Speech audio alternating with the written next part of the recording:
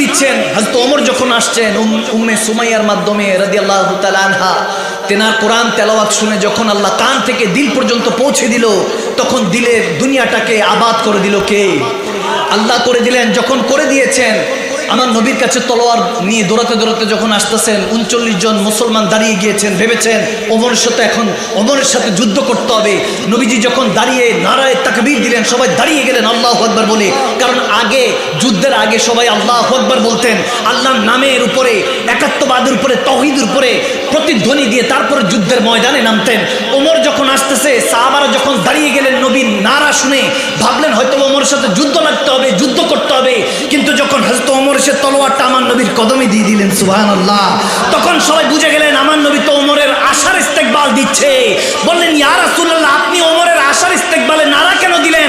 বলে, এতদিন নারায়ে তাকবীর দেনেওয়ালা ছিল, আজ নারায়ে রিসালাত দেনেওয়ালা চলে এসেছে। আরো জোরে নারায়ে তাকবীর, নারায়ে রিসালাত। সেই নারা এখনো চলতেছে, সুবহানাল্লাহ। তো তেনারা কি ভিন গ্রহ থেকে আসছে? তো সমস্যা কি আপনার আমার? আস্তাগফিরুল্লাহ সুম্মা মাআযাল্লাহ। আমরা এমন জামানা এখন পৌঁছে গিয়েছি, শুনতে পাই এরকম আমার নবীকে সুম্মা মাআযাল্লাহ, আস্তাগফিরুল্লাহ, এই শব্দগুলো এখন আনতেও চাই না। আমার বিবেকে বাধে, জুবানে বাধে। বলতে গেলে অনেক কিছু বলা যায়, কিন্তু এই জুবানের লাগাম কে আমাদের টেনে ধরবে? আল্লাহ মা'লুম। নবীজিকে সাংবাদিক বলছি আস্তাগফিরুল্লাহ, নাউজুবিল্লাহ। বাড়িতে গিয়ে বলেন, জোরে বলেন না। এখানে নবী শেররা নাই? আমার নবী সিংহরা কি এখানে নাই নাকি? বুঝলাম না। আসো তোমরা, আসো আসো, মাঠে ময়দানে ডাক দিলে পাওয়া যাবে ইনশাআল্লাহ। আপনাদের আগে আমি মাদানী সাহেব গুলি খাবো দরকার পড়লে ইনশাআল্লাহ। আমরা রাজি আছি, রক্ত দেওয়ার জন্য রাজি আছি। বদর থেকে কারবালা খুলে দেখেন, 313 জন থেকে 72 পর্যন্ত আহলে বায়াতে রাসূল, সৈয়দ ঘরানা, বিশেষ করে নবীর গোলামরা সব সময় কাতারে সর্বপ্রথম ছিল, ঠিক না? তখনও ছিল, এখনো আছে। বৃদ্ধ হয়েছি তো কি হয়েছে? তলোয়ার নেই, যুদ্ধ চালাতে পারি না তো কি হয়েছে? অনেকে বলে মুসলমান যদি এখন নামে কি হবে? বললাম, আমরা কখনোই ইসলামে অস্ত্র ধরা কখনো এমন ছিল না যে জুলুমের জন্য আমরা অস্ত্র ধরেছি। আমরা শান্তির জন্য অস্ত্র তুলেছিলাম। এই ধরার মধ্যে মুসলমানরা শান্তি প্রতিষ্ঠার জন্য, ধরার বুকে এই জন্য আমরা শান্তি প্রতিষ্ঠার জন্য আমরা তলোয়ার তুলেছি, অস্ত্র জমা দিয়েছি, ট্রেনিং না। আওয়াজ দেয় না, ঠিক কিনা? এখন তলোয়ার ধরতে পারি না, টুপি পাঞ্জাবি পরা, জুব্বা পরা, আবা পরা, খতিব সাহেব, ইমাম সাহেব, এলাকার মৌলভী সাহেব, যুবক, দাড়ির হুকুক জানে না, নামাজ 5 ওয়াক্ত পড়ে না, ঠিক মতো মা বাবা শ্রদ্ধা করে না, সম্মান করে না, দিন এনে দিন খায়, দৈনন্দিন পেরেশানির শেষ নাই। ওই মুসলমান আবার কিভাবে যুদ্ধ লাগবে, কিভাবে দাজ্জালের বিরুদ্ধে ফাইট করবে, যুদ্ধ করবে? খোদার ইজ্জতের কসম করে বলছি, আমি মাকদুম শাহ মাদানী, আমি মাদানী সাহেব বলছি, খোদার ইজ্জতের কসম, মাদের সালাম, আমরা ওই আমাদের মহান ইমাম, আসতে দেরি হবে না। তলোয়ার ধরা এটা আমাদের ঐতিহ্য, ঠিক না? এখনো আমাদের কাছে সেই তলোয়ার আছে, যেই তলোয়ার পেয়ারা নবী আমাদেরকে দিয়ে গিয়েছেন, সেটা হলো হাত। বদর থেকে কারবালার তুলে দেখেন, আমরা মুসলমানরা থাপড়ায়া সমস্ত যুদ্ধগুলি জয়লাভ করেছিলাম, ঠিক না? বেশিরভাগ হাদিসে এসেছে হাতের মধ্যে তেল ঘষে পাথরের মধ্যে মুসলমানরা হাতে ঘষত যাতে হাত শক্ত হয়। তলোয়ার কেনার টাকা পয়সা ছিল না ওই সময়। মুসলমান এখনই না মোটামুটি মুসলমানের কাছে টাকা পয়সা আছে, তখন তো ছিল না। তো তলোয়ার তো 4-5টা, বদরের ময়দানে 4-5টা তলোয়ার, 7-8টা ঘোড়া। হাদিসে বুখারী বলছে 313 জন। 3 দিন আগে একটা খেজুর খেয়ে বদরের মুসলমানরা নেমেছে, ওখানে কাফের 1000-1200। আগের দিন আবু জাহেল, উতবা, সাহেবা উট জবাই করে খাওয়াইছে যাতে শক্তি হয়। 1000-1200 উট খাবার খেয়ে, গোস্ত খেয়ে নেমেছে। মুসলমান একটা খেজুর খেয়ে নেমেছে। যারা বলেছে দিন এনে দিন খায় গরিব, এই মুসলমানেরা কি পারবে? তারা মিশে গিয়েছে।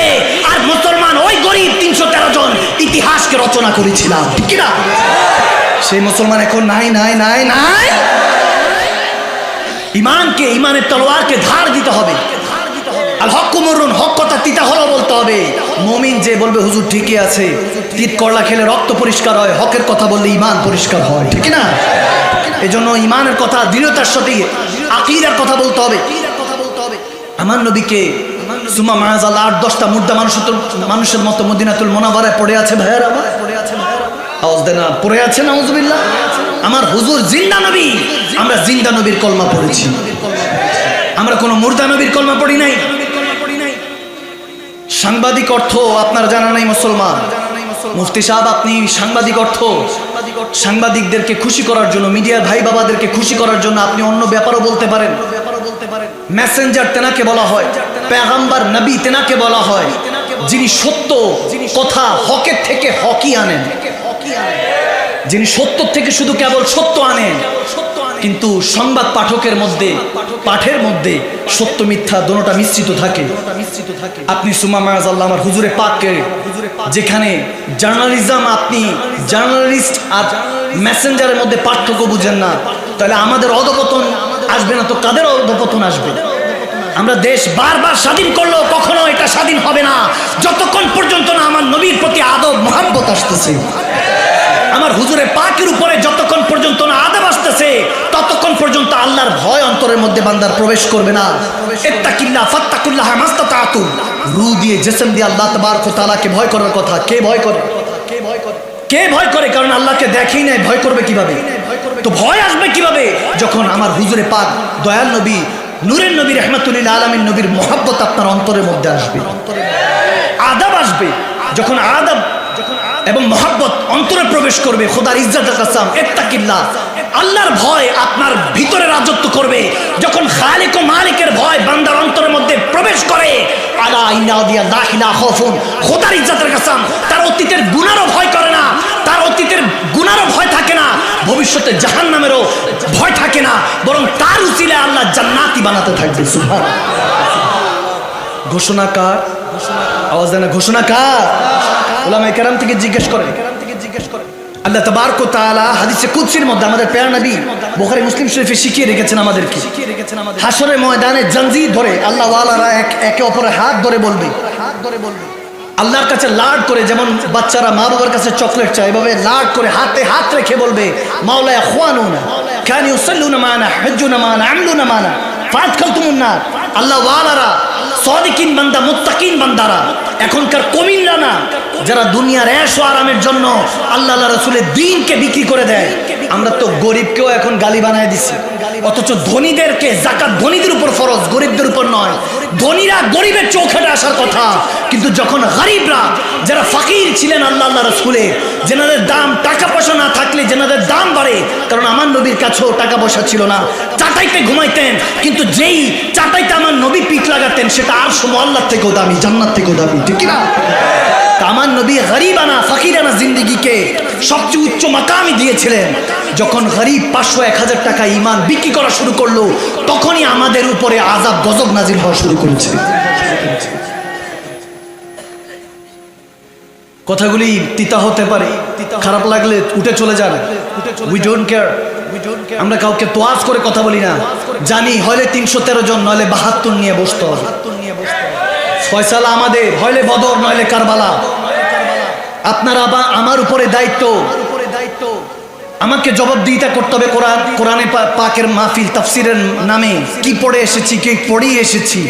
আজকে মারা যাব আমি মাদানী সাহেব, কালকে হয় হই হুল্লার লেগে যাবে, কত ভালো বক্তা ছিল, এই ছিল সেই ছিল, স্কলার ছিলেন, এই ছিলেন সেই ছিলেন। দুনিয়া কালকে আপনাকে নিয়ে আলোচনা আলোচনা আলোচনা, কেউ আর সমালোচনা করবে না, সবাই ওই দিন ভালো বলবে।